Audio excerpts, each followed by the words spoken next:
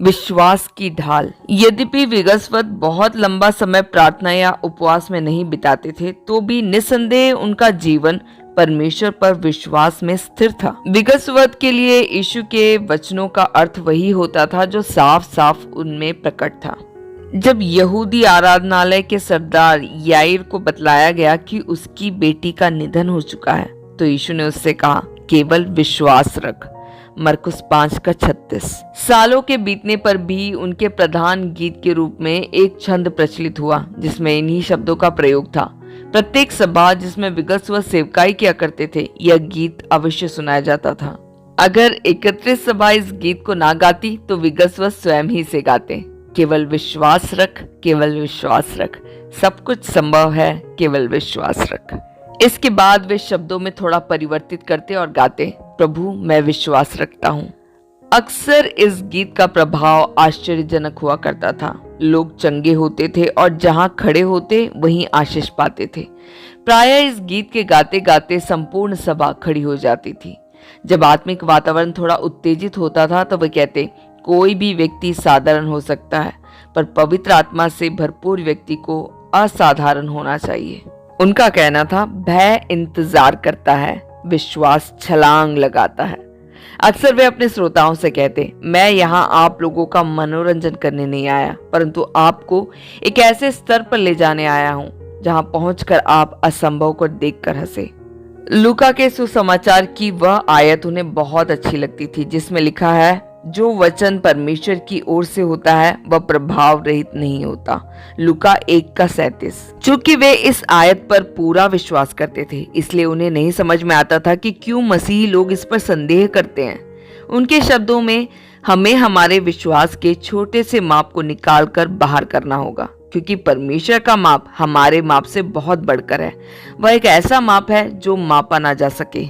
बड़ी परीक्षाएं बड़े विश्वास को उत्पन्न करती है। विगसवत ने दिव्य सामर्थ्य की सेवकाई का सबसे अच्छा समय तब अनुभव किया जब उन्हें शारीरिक तौर पर सबसे कठिन दौर से गुजरना पड़ा। एक डॉक्टर ने, जिन्हें वे भली भांति पहचानते थे, उनसे एक एक्सरे के जांच करवाने के लिए अनुरोध किया। उद्देश्य बीमारी की गंभीरता का पता लगाने के लिए था, इसलिए विगसवत ने हाँ कर दिया। एक्सरे ने उनके गुर्दों में पथरी दिखाई और स्थिति काफी गंभीर हो चुकी थी। डॉक्टर ने बताया कि एक ही उपाय बाकी था, तुरंत ऑपरेशन किया जाए।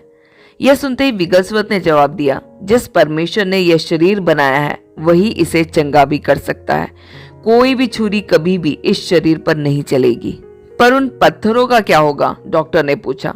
उनसे परमेश्वर निपट लेगा। हताश होकर अपना सिर हिलाते हुए डॉक्टर ने कहा, अगर वह कभी ऐसा कर दे तो मैं भी जानने के लिए इच्छुक रहूंगा। मैं आपको खबर पहुंचा दूंगा। जैसे जैसे दर्द बढ़ने लगा, विगसवत को अवर्णनीय पीड़ा से गुजरना पड़ा। लाइफ ऑफ मैन नामक जगह पर सेवा करते समय उनके शरीर से इतना लहू बह गया कि उनका चेहरा पीला पड़ गया। पर वहां से वे स्वीडन में गए और एक ऐसी सभा चलाई जो बहुत आशीषों से भरी हुई थी। जेम्स सॉल्टर ने, जो उनके दामाद थे और उन दिनों उनके साथ थे, मुझे बाद में बताया, प्रति रात विगसवत बिस्तर से कई बार उठकर जाते और पथरी को मूत्र में से निकालने का प्रयास करते और यहाँ तक कि दर्द में जमीन पर लौटने भी लग जाते थे। इन सब के बावजूद भी उन्होंने एक भी सभा नहीं छोड़ी और प्रतिदिन लगभग 1000 बीमारों के लिए प्रार्थना करते थे। यद्यपि विगसवत स्वयं उन सबसे ज्यादा गंभीर दशा में थे जिनके लिए वे प्रार्थना करते थे, तो भी कई चमत्कार उनके द्वारा हुए। जब रात में जाकर अपने कपड़े बदलते तो पाते कि उनके अंदर के कपड़े खून से भिगे हुए थे। स्वीडन से फिर वे नॉर्वे गए, वहां भी दर्द होता रहा। इसके पश्चात वे स्विट्जरलैंड गए, जहां एक महान जागृति में इस्तेमाल हुए। सैकड़ों लोग चंगे हुए और पाप से बचाए गए, पर विगसवत को कोई आराम ना हुआ। कुछ ही लोग जानते थे कि वे अपने जीवन की सबसे बड़ी परीक्षा से गुजर रहे थे। विश्वास द्वारा इस परीक्षा के ऊपर वे उठ गए। वे अमेरिका भी गए और उस देश में एक जंगल की आग की तरह उनकी सेवकाई प्रवाहित हुई। इस सेवा यात्रा के दौरान हजारों ने उद्धार और चंगाई पाई। अब उनके जीवन की सबसे बड़ी लड़ाई को लड़ते लड़ते उन्हें 6 साल पूरे हो चुके थे। जेम्स सॉल्टर ने कहा, उन दिनों में जब मैं उनके साथ रहता था, मुझे उनके प्रचार के लिए अमिट उत्साह और बीमारों के प्रति अद्भुत करुणा पर अचंभा होता था। उनसे भी हल्के परीक्षाओं में बहुतों को पराजित होते हुए मैंने देखा था। उनके मूत्र में निकली पथरी की गिनती सैकड़ों में थी। यह वास्तव में एक आश्चर्य कर्म ही था। अपने जीवन की इस अग्नि परीक्षा से विगसवत जब बाहर आए तो उनका आग में तपा विश्वास इतना मजबूत हो चुका था कि परमेश्वर पर उनके निश्चय को पाताल भी नहीं हिला सकता था। उन दिनों की महिमामय सेवकाई ने इस संसार पर एक अमिट छाप छोड़ दिया, जिसका प्रभाव आज भी महसूस होता है, यीशु के दूसरे आगमन तक होता भी रहेगा। अपने मृत्यु से एक सप्ताह पहले विगसवत ने मुझे बताया कि परमेश्वर उन्हें मंच से उठा लेंगे, और ऐसा कहना मात्र एक अटकल नहीं था, वे पवित्र आत्मा के द्वारा बात करते थे। इसके 15 वर्ष पूर्व उन्होंने कहा था, मैं परमेश्वर से 15 साल की उम्र और सेवकाई मांग रहा हूँ। परमेश्वर ने इस विनती को ऐसे माना कि एक सप्ताह भी कम या ज्यादा नहीं किया। जब वे 72 साल के थे तब उन्होंने यह इच्छा प्रभु से प्रकट की थी। अगले 15 सालों के यशस्वी सेवा काल में उन्होंने संपूर्ण यूरोप, अमेरिका और दक्षिण अफ्रीका में प्रचार किया। कुछ अशुभ लक्षणों को देखकर उनके हृदय में उनकी मातृभूमि के प्रति भी बड़ा बोझ था। इस विषय पर उन्होंने अपने मृत्यु से मात्र 7 दिनों के पहले बात की थी। क्या कहीं कुछ विश्वास है, वे पूछते थे। मैं परमेश्वर से विश्वास से 1 मिनट में इतना कुछ पा सकता हूँ कि पूरी रात भी उससे चिल्लाते रहने में उतना ना मिले। जिस विश्वास पर वे चलते थे और जिसका प्रचार वे करते थे, उसको वे बहुत उत्सुकता से संभालते भी थे। एक अवसर पर उन्होंने कहा, कभी भी सर्वोत्तम से कम में तृप्त न होना, और विश्वास के जीवन से बढ़कर कुछ भी नहीं है। विश्वास का जीवन ही चुनौतियां और उत्तेजना प्रदान करता है। अपने श्रोताओं को कहते थे, 2 बातें हैं जिसके द्वारा आप अपने में से निकलकर परमेश्वर की प्रतिज्ञाओं में प्रवेश कर सकते हैं। पहला है जीवन की पवित्रताई और दूसरा है विश्वास। परमेश्वर उस व्यक्ति को ग्रहण नहीं कर सकता जो पीछे मुड़ता है, पीछे की सोचता है या पीछे फिसलता है। विगसवत के साहसपूर्ण विश्वास पर टिप्पणी करते हुए जेम्स सॉल्टर अक्सर कहते थे, उनकी महासभाओं में उनका सहयोग देते समय हमारे मन में सदा डर बना रहता था, क्योंकि हम अनुमान नहीं लगा सकते थे कि अगला क्या होने जा रहा है। हम डरते थे कि विश्वास में कहीं वे सीमा ना लांघ जाएं, पर वे ऐसा कभी नहीं करते थे। उनका कहना था, जहां तक परमेश्वर का सवाल है, सीमा लांघने वाली बात ही नहीं उठती, क्योंकि हम सीमा तक ही नहीं पहुंच पाते। परमेश्वर ने जो अपने अपरिवर्तनीय वचन द्वारा वचनबद्ध है, कभी भी विगसवत को लज्जित न किया। मरकुस 11 का 23 और 24 में यीशु ने कहा, मैं तुमसे सच कहता हूँ कि जो कोई इस पहाड़ से कहे, तू उखड़ जा और समुद्र में जा पड़, और अपने मन में संदेह न करे, वरन प्रतीति करे कि जो कहता हूँ वह हो जाएगा, तो उसके लिए वही होगा। इसलिए मैं तुझसे कहता हूँ कि जो कुछ तुम प्रार्थना करके मांगो, तो प्रतीति कर लो कि तुम्हें मिल गया, तो तुम्हारे लिए हो जाएगा। स्मिथ विगसवत इस सिद्धांत पर ही जीवन बिताते थे और अपना हर कदम रखते थे, और परमेश्वर अपने वचन को पूरा करता था। हमें भी ऐसा विश्वास, प्रेम और परमेश्वर की सेवा के प्रति समर्पण प्रदर्शित करते रहना है, जैसे कि हम विगसवत के जीवन और सेवा में देखते हैं, पर कभी भी हम उनकी नकल करने की कोशिश ना करें। प्रभु यीशु मसीह के अलावा और किसी भी व्यक्ति के जीवन शैली की अगर हम नकल करने लगे तो यह आपत्तिजनक सिद्ध हो सकता है। पवित्र आत्मा की अगुवाई में सेवा। विगसवत कभी भी किसी धार्मिक संस्था से नहीं जुड़े, किंतु उनका अनौपचारिक प्रमाण पत्र था पवित्र आत्मा का अभिषेक और अगुवाई। इन प्रमाण पत्रों के कारण विगसवत जिस भी जगह जाते, वहां कुछ ही समय के अंदर प्रसिद्ध हो जाते थे। जो लोग उन्हें जानते थे, उनको वे अपने उत्साह से चौंका देते थे। स्मिथ विगसवत के अनुसार सेवकाई की योग्यता है पवित्र आत्मा का अभिषेक, जिसको वे हर मसीही प्रयास को सामर्थ्य और प्रेरणा देने वाली बात मानते थे।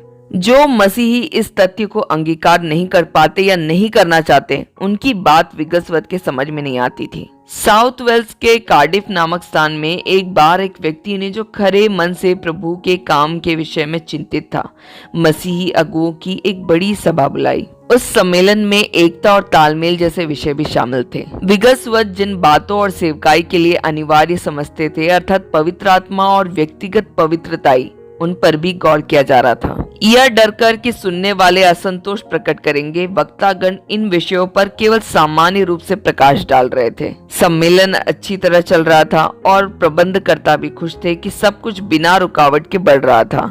अचानक विगसवत की आत्मा में एक हलचल मची। उन्होंने सोचा, ये सभी लोग परमेश्वर के सर्वोत्तम दान खो रहे हैं। क्या मैं यहाँ चुप रहने का अपराध करूं और लोगों को यह ना बताऊं कि सभा में बैठे प्रत्येक व्यक्ति के लिए पवित्र आत्मा का एक ऐसा बपतिस्मा का अनुभव है जैसा पेंतुकोस के दिन यीशु के चेलों को मिला था। एक गड़बड़ी सी मचाते हुए वे अपने कोट उतारकर लोगों को चुनौती देने के लिए मंच पर चढ़ गए। यह थे उनके शब्द। मित्रों, अगर पवित्र आत्मा का बपतिस्मा पाने से पहले मेरे पास वह सब कुछ था जो आज आपके पास है, तो फिर मुझे उस बपतिस्मे से क्या नया मिला? मेरे पास वह सब कुछ था जो आज आपके पास है। उस समय की तुलना में आज मेरे पास क्या है? इन शब्दों के पीछे उन्होंने अपना अनुभव और गवाही देना आरंभ किया। मैं जब 8 साल का था तब मेरा उद्धार एक मेथोडिस्ट कलीसिया में हुआ। चर्च ऑफ इंग्लैंड के एक बिशप ने मेरा प्रमाणीकरण कन्फर्मेशन किया। मैंने बैप्टिस्ट चर्च में डुबकी का बपतिस्मा ग्रहण किया और बाइबल की शिक्षाओं में मेरी नींव प्लाईमाउथ ब्रदरन चर्च में डाली। सैल्वेशन आर्मी के साथ मैं भी आम प्रदर्शनियों में गया और खुले आम सभाओं में आत्माओं को जीतना सीखा। पेंटिकोस्टल लिंग और रीडर हैरिस की शिक्षाओं में मैंने पवित्रीकरण की आशीषें पाई। प्रभु के सामने 10 दिनों तक बाट जोकर मैंने विश्वास से पवित्र आत्मा के दान को दृढ़ता पूर्वक मांगा। 1907 में जब मैं स्विट्जरलैंड में था, मैंने परमेश्वर के सामने अपने घुटने टेके और प्रेरितों के काम 2 के 4 के समान एक अनुभव पाया। मैंने पवित्र आत्मा को पाया और अन्य भाषाओं में बातें करने लगा, बिल्कुल वैसे ही जैसे पेंतुकोस के दिन चेलों ने पाया था। इस घटना ने मेरे अनुभव को विवाद के दायरे से बाहर किंतु परमेश्वर के वचन के प्रमाण के अंदर कर दिया। आगे कहते गए, मैं भी एकता और तालमेल चाहता हूँ, पर परमेश्वर के ढंग से।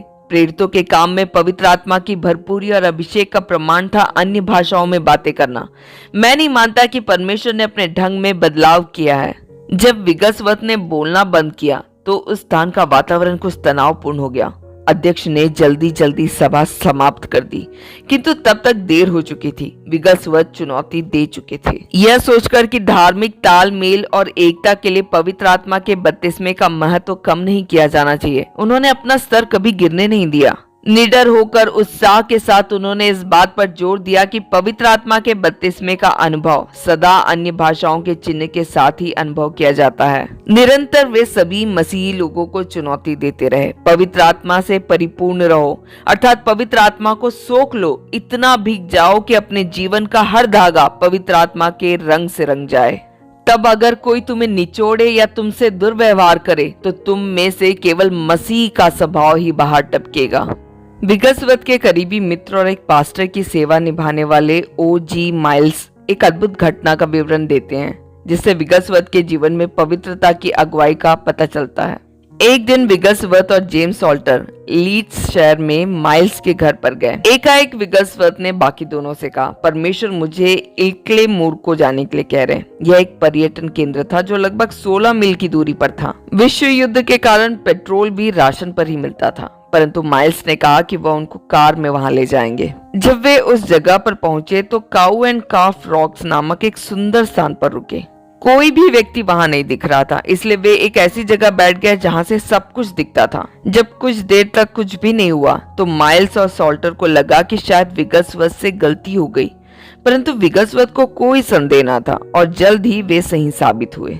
एक जवान पर्यटक अपनी पीठ पर अपना सामान लादे हुए कुछ विश्राम के लिए विगसवर्थ के निकट बैठ गया। कुछ ही पलों में वे दोनों बातों में लीन हो गए। वह जवान बाइबल के उड़ाऊ पुत्र की तरह पाप में उलझकर अपने मसीही जीवन से पीछे हट चुका था। थोड़ी देर में उस टीले पर ही विगसवर्थ और जवान ने घुटने टेके और वह प्रभु में लौट आया। माइल्स बाद में कहने लगा, वाह क्या शानदार प्रार्थना सभा उस दिन हमने पाई। तुरंत ही विगसवर्थ ने कहा, जॉर्ज तुम मुझे अब वापस ले जा सकते हो। परमेश्वर ने जो मुझसे कहा वह मैंने कर लिया है। परमेश्वर जो भी उनसे चाहता था उस काम को पूरा करने के लिए इस व्यक्ति का स्वर्ग के सिंहासन के साथ क्या ही अनोखा संबंध था। परमेश्वर स्पष्ट जानता था कि मेरे महत्वपूर्ण निर्देश किसे दिए जाने चाहिए, उनके विश्वस्त और भरोसेमंद मित्र स्मिथ विगसवर्थ को। परमेश्वर के सिंहासन के साथ निरंतर संबंध में रहना और पवित्र आत्मा की आवाज सुनना ही विगसवर्थ की प्राथमिकता थी। इसी स्वभाव में उनकी सफलता का रहस्य छिपा है। वे यीशु के समान कह सकते थे, मेरा भोजन यह है कि अपने भेजने वाले की इच्छा के अनुसार चलूं और उसका काम पूरा करूं। यूहन्ना 4:34। विगलस्वर्थ एक साधारण मनुष्य था जो असाधारण सामर्थ्य के स्रोत से जुड़ा हुआ था। स्मिथ विगलस्वर्थ तो चले गए, पर वह काम अभी भी बाकी है। क्या हम उसे अधूरा छोड़ने की हिम्मत कर सकते हैं? नमस्कार, मैं रोज। ऐसे ये बुक फिनिश हुआ।